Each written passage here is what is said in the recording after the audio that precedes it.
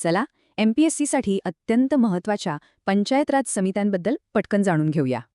पण एक प्रश्न आहे, MPSC परीक्षेत पंचायत राज हा विषय इतका महत्वाचा का मानला जातो? कारण एकदम सोपा आहे. यावरचे प्रश्न अंतिम यादीतलं आपलं स्थान पक्क करू शकतात.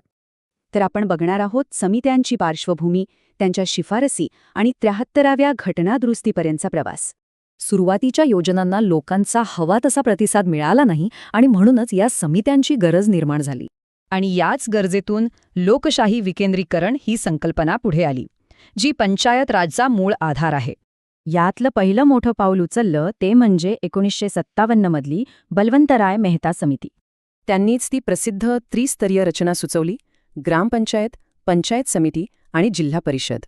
पुढे 20 वर्षांनंतर पंचायत राज संस्थांना पुन्हा मजबूत करण्यासाठी अशोक मेहता समिती नेमण्यात आली. आता यांची शिफारस वेगळी होती.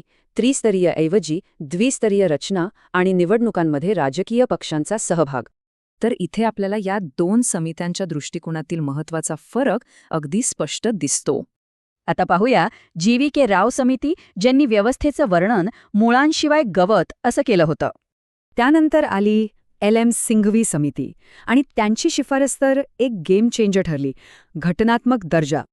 हा बघा, घटनात्मक दर्जा मिळवण्यापर्यंतचा प्रवास राव समितीपासून ते 73व्या घटनादुरुस्तीपर्यंत. म्हणजे बघा, ही घटनादुरुस्ती म्हणजे स्थानिक स्वराज्यासाठी एक मोठी क्रांतीच होती. परीक्षेच्या आधी पटकन उजळणीसाठी हा तक्ता खूप महत्त्वाचा आहे. सगळ्या मुख्य शिफारशी एकाच ठिकाणी.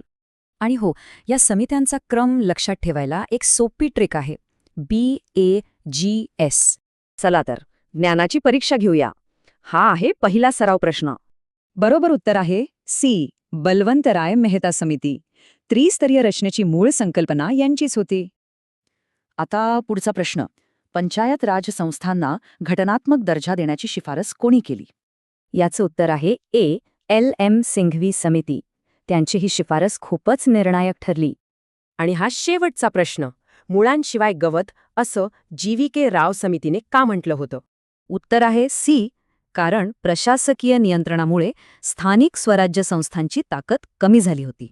महात्मा गांधी म्हणायचे, भारताचं भविष्य खेड्यांमध्ये आहे.